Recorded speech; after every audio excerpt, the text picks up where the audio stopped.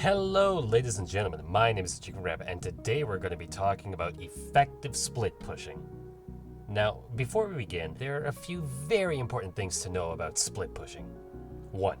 You should have teleport, if you can manage.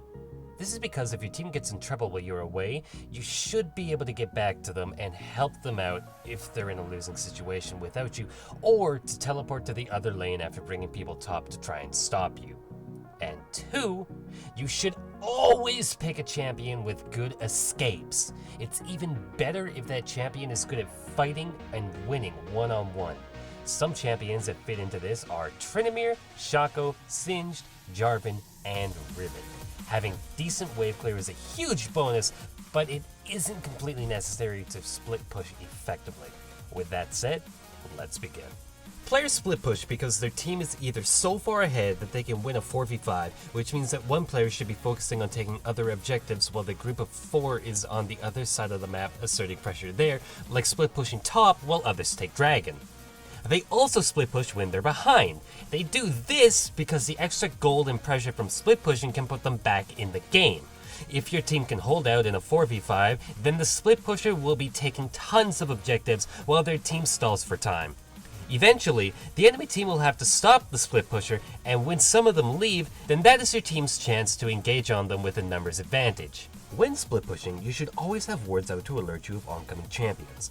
The best places to put wards to alert you to the oncoming champions are as follows for each tier. For bottom team top side, the first tier ward should be here, the second tier ward should be here, and the third tier ward should be here. For the top team top side, the first tier ward should be here, the second tier ward should be here, and the third tier ward should be here. While you can theoretically split push mid lane, it's never a good idea to do so because players tend to congregate around the middle of the map. As a split pusher, it's your job to cause disruption to the enemy team. If they chase you, give them something to chase. Don't just get out of there, play with them. Give your team as much time as possible before you leave. If you happen to die but your team takes a dragon and 2 towers, it was definitely worth your death. Slow pushing. What is it? When you slow push, you're letting a minion wave build up by not killing all the minions in the lane as fast as you can. By giving them more things to hit, you're slowing down your wave's advancement toward the enemy.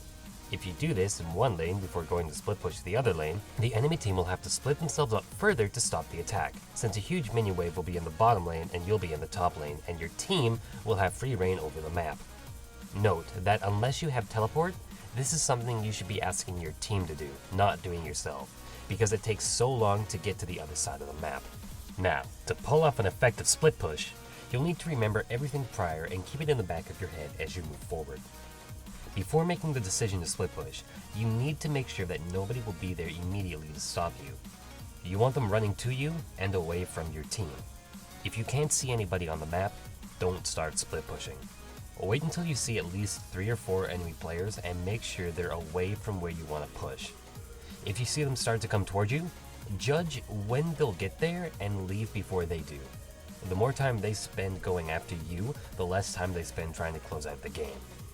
If you hear the words, "an enemy has been slain," then open up your tab menu. That's how much time you have left to split push before you're going to meet with resistance. Leave when they respawn, because you can bet they'll be running at you with home guard boots. Lastly, there are a few items that really help split pushing. Those items are Static Shiv, Sunfire Cape, Ravenous Hydra, Zerat Portal, and Luden's Echo.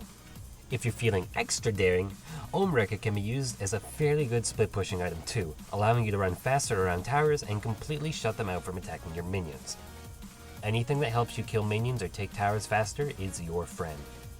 Split pushing is one of the most powerful and difficult things you can do in this game. Learn how to split push, and you learn how to cause chaos all over the map. You put your opponents into a frenzy, and you tear down their confidence and build up their anger. If your team works with you when you split push, you can win almost any game. So, good luck and have fun.